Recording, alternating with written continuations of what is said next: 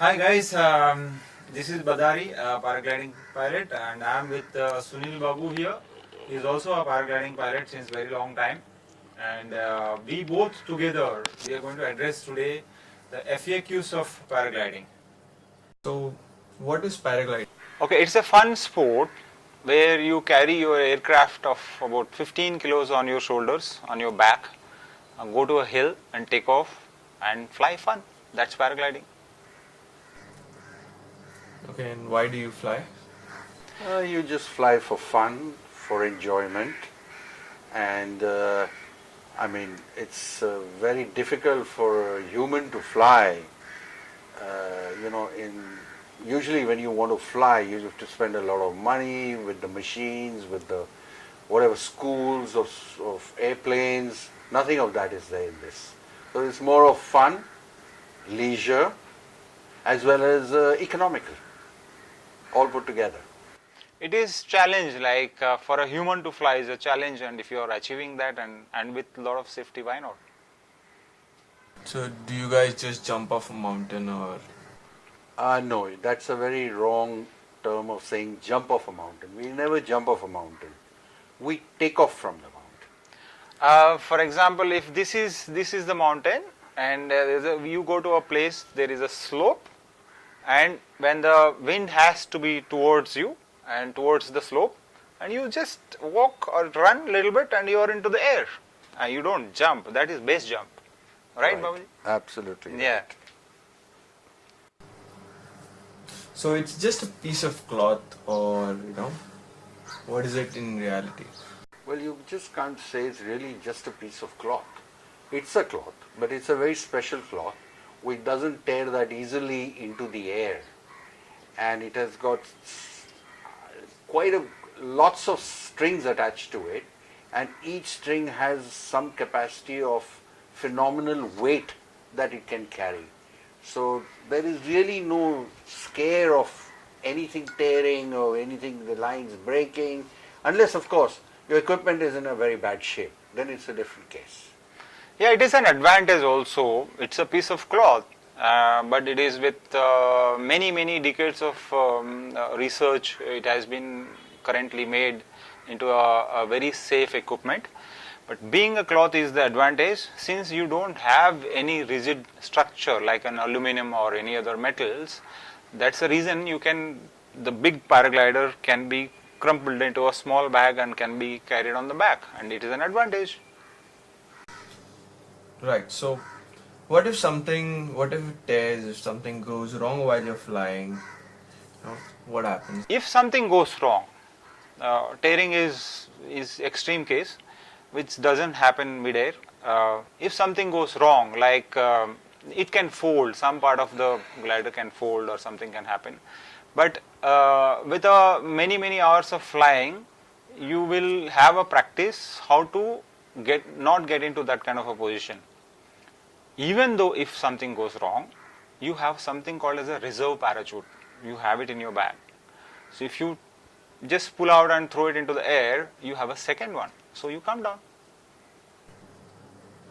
So who can fly? Is there a age limit, or is there only guys can do it, or is there a gender thing on it? This is the best person to answer is Babuji, because he is flying 1.5 decade and he is still flying, so he can answer the best. Well, to be very honest, I cannot put any age frame there that you can only fly at this age or that age. There is a minimum age though. There is a minimum age, yeah. But the minimum age I think is around it's about 12, 14 years. Yeah. And the maximum age, I mean, I've learned at the age when I was 50, and today I'm 65, so it's 15 years I'm flying. And I have a friend who started at the age of 60. So there is no real age where you can say that you can fly at this age, or you're too old to fly.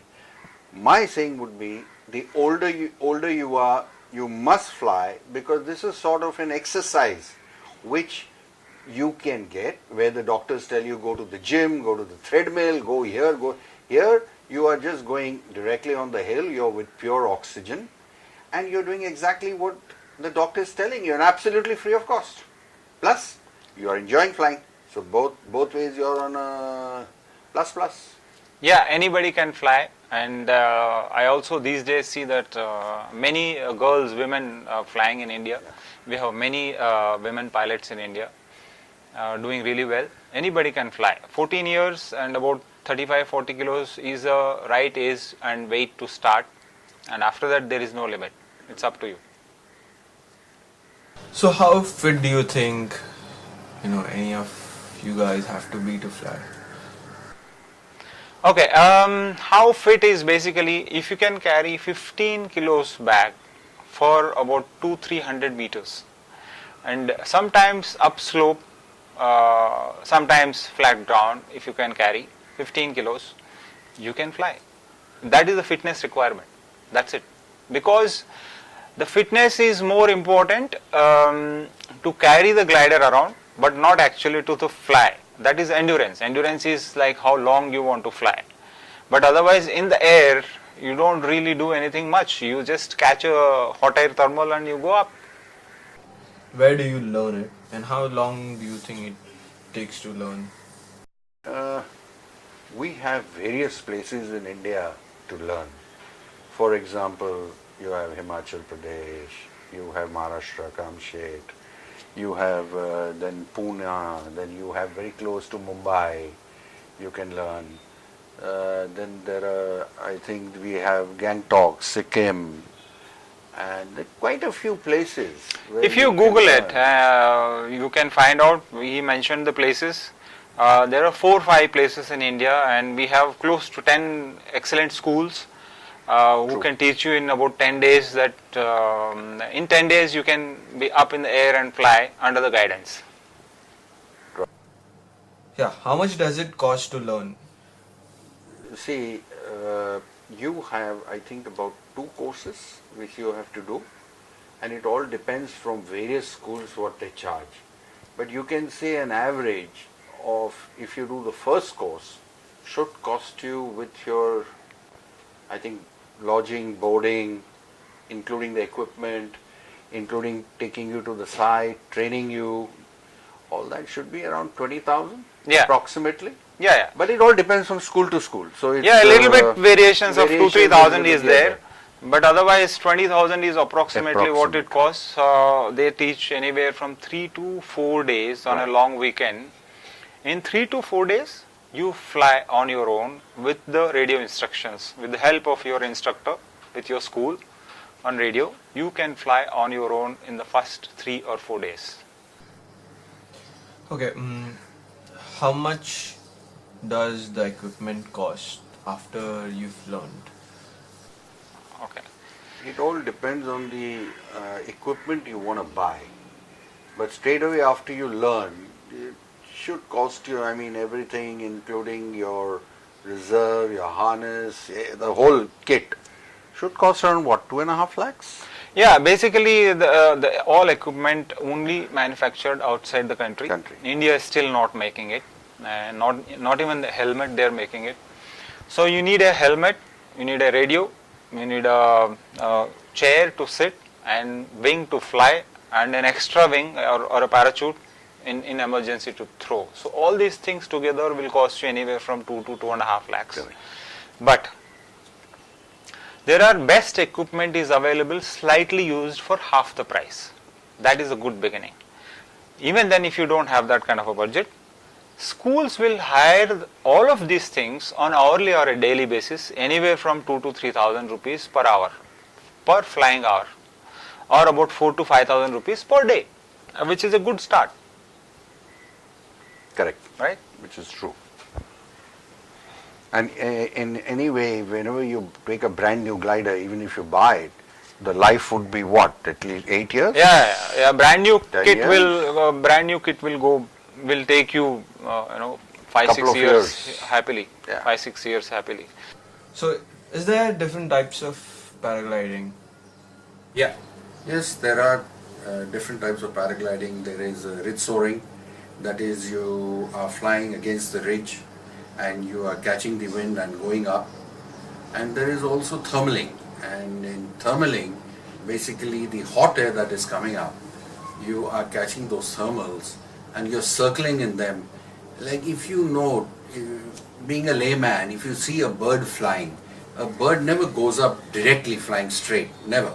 It's always circling and going up. If you have not noticed that, notice it. So what is that? That is the thermal. That's exactly what we do. We catch the thermal and then we start going round around it, and that's how we start climbing up. And now Badri, you can talk about... Yeah, thermaling, what Babuji is explaining is basically it's easy to find thermals on hills. Okay, so if this is one hill, if you're on this, then you catch a thermal, go and go to certain height, and from there you go to next hill. Okay, you catch little more height here and go to next hill. This is called cross country. You go for distances is called. If you learn thermaling, then the next step is to go to cross country. So other than that, there is for people who don't want to go long distances, people who are comfortable at a more confined space, they find something else is interesting called as acro paragliding. So from the first hill, you take off and you go high and you acrobatics and you come down and again come at the height of hill and again catch the thermal, go up. So this will keep happening with many acrobatic maneuvers. A lot of fun. But for that you need a lot of experience. Yeah, that is not something beginning. That could but come I'm at a very later we're stage. just trying to tell you that the types, which is a longer plan. Yeah. Yeah. So where all can you fly in India? There are 4-5 places for beginners. When you're learning from schools, there are 2-3 places. One is Kamshit, and Virar used to be, I don't know now if it is still functional, and in Himachal, Bir Billing, in Gangtok, in Sikkim, you can learn there as well.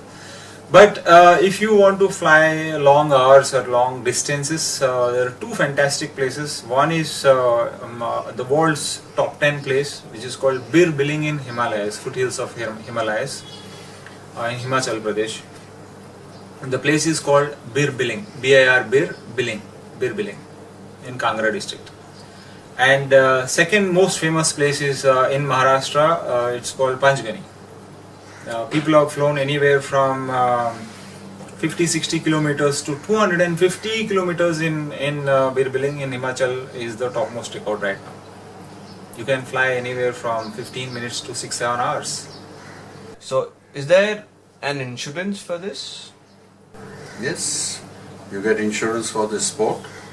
You can contact Paragliding Association of India. They help you with the insurance. And I think there are 2-3 insurance companies or more which give you Paragliding Association. And I think on this, Badri will be able to highlight this more. There are, for this sport particularly, it's an adventure sport. So there are 2-3 companies which cover insurance for this particular sport. And the best place is the Paragliding Association of India. In little time we'll explain more in detail. Okay, are there any clubs and associations that are there in India where you can, affiliate yourself to? Yeah, there are quite a few associations. There are many associations, but one national association is Paragliding Association of India, which is more of a national level where many state associations are in alignment with the Paragliding Association of India with many members. Because of this, they offer group insurance, which is much more cheaper and easy to claim. Okay, so what is the flying season here? Flying season is from October to just starts, end of May. Immediately after the rainy season of India, somewhere around Dasera time, which starts and lasts up to we can say Holi time or even little more beyond till end of May. So October, mid-October to end. Are there any kind of competitions for this sport? Yes, there are. There are two types of competitions for paragliding. One is long distance, called as cross country or XC flying. Another one is spot landing. A particular space is designated for landing with a bullseye and many circles. So you take off from the hill and land in the middle of the circle. The closer to the circle, you are the winner. Right. The XC is basically cross country is in many ways, there are many ways of cross country competition, which is going long distance at shortest time, or going as a group and whoever goes first is the winner. So there are varieties of competitions available for this sport. So can you just take off and land wherever you want, and can you just fly at any point of time in the day? You cannot take off from anywhere you want. You have to know the wind direction, you have to know a lot of cloud-based things, and after you know, then of course you can take out from the mountains if you have the full knowledge. And landing too, you have to have a lot of knowledge. You just can't go and land anywhere and you could land up in big trouble. But I think Badri will be able to explain it more in details. Yeah, you need to have a designated space. Basically, it should be clear of trees, and you should be able to inflate your glider and walk into the wind. The wind has to be in the right direction. You can't just take off from anywhere. There is no motor, you should understand here. There is no motor here. All you are depending on the right directions, and also anything a wrong decision, if wrong conditions, it's you, the pilot, in danger. And also landing you will learn by experience. Initially the school will teach, but by experience. And the number of hours, sunrise to sunset, you can fly if the conditions are right. And one thumb rule, never fly alone. Never fly alone. Yeah, of course, that and all will anyway school will teach you. They're the best. Okay, for how long can you fly? You know, and how high can you go? How And long can you fly? The longest people have flown in India is probably about 7-8 hours. I have flown personally about close to 7 hours. Wow. It is possible to fly in summer in Himalayas about 8 to 9 hours. I mean, you can take off in the morning at 8:30, 9 o'clock and fly till 5 o'clock. Yeah, that is the longest you can fly. And some other part of the world probably you can fly even more, because current world record is beyond 500 kilometers in one day. And how high can you go? So how high can you go really depends upon the terrain, mainly terrain. And one thing you have to understand here is the limitation is higher you go, it is cold. People have flown in Himachal Pradesh approximately 5,000 meters or slightly above 5,000 meters, 5.5.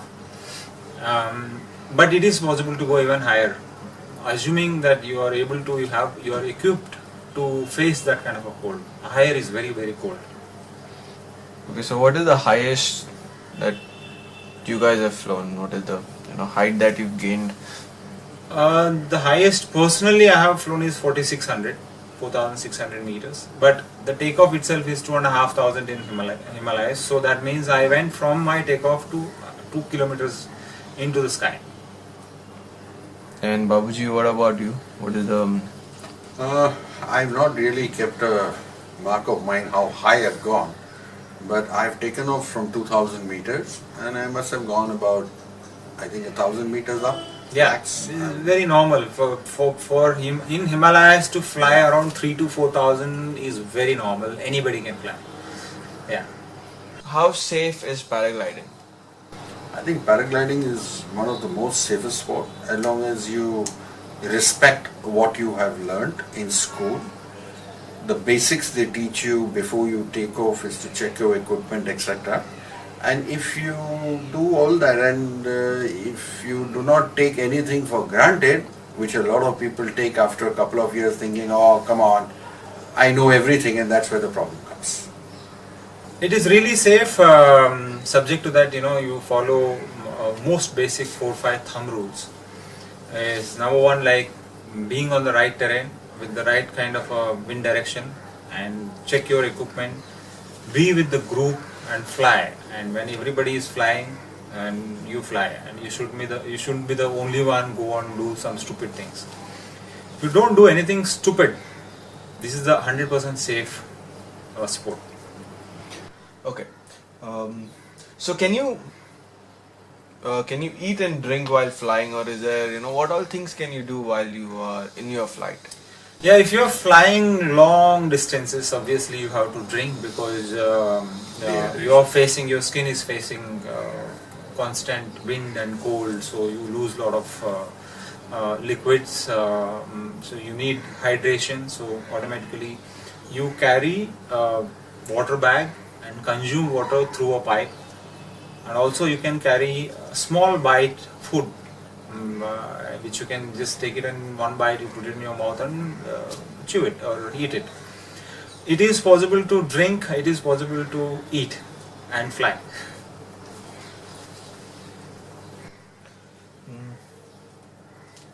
Are there any restrictions or permissions that you need to fly? Yes, paragliding is a free sport. Group of people or an association or a school can decide which space is safe for them, and they can go and take off. Subject to that, they don't disturb anybody. But at the same time, when it comes to if the airport is close by, and if it is a restricted space by Air Force or anybody, any government bodies, stuff like that, in those cases you have to take permission. But this is generally this permission is taken care by your school or association or group of people. There are restrictions sometimes. True. So if you are free flying anywhere in the world, so you think you would be requiring any kind of permission? If you're going outside the country, there are some prerequisites, which are basically like you have to have insurance, which is very important, which is valid in that country. And sometimes they might ask you for some kind of a license. In India there is no licensing body yet, but we follow certain world standards, and you can appear for those exams and take a license. That is valid abroad.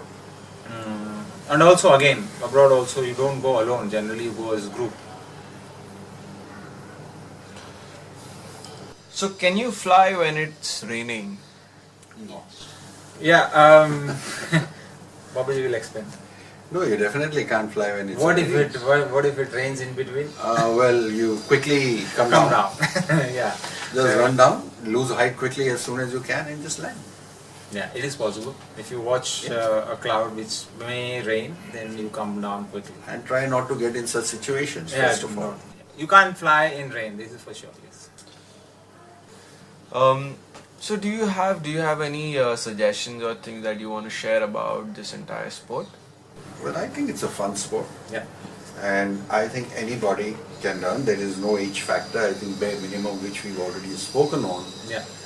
And giving my experience, I think even your experience, I'm sure, the once you're in the air, it's a very different feeling. Yeah. It's very difficult to explain. What I feel is that the biggest kick you get Yeah. is when you take off Yeah. and then you land. And it's not humanly possible for a human to fly without a machine. Yeah. And we are challenging everything. Yeah. And we are landing on our two legs. So the kick that you get after you land on your two legs beautifully, Yeah. it's a different high, I Yeah. call it. It is 15 minutes, half an hour flying will give you energy to work 15 days. I mean, I'm not exaggerating. Many times we go and hang on the hill just to fly 20 minutes. Sometimes we wait 2 hours. It is such kind of addictive sport. It keeps you physically fit. It exposes to the best nature and the air you breathe. And you have the best friends in this sport, particularly because it's an adventure sport. Very few people and most humble people. You must fly. You will love it. And we have lots of ladies who are starting to learn to fly. Yeah. So that's a good sign. Yeah. So we have, I think every age, everyone, just come and fly. Super.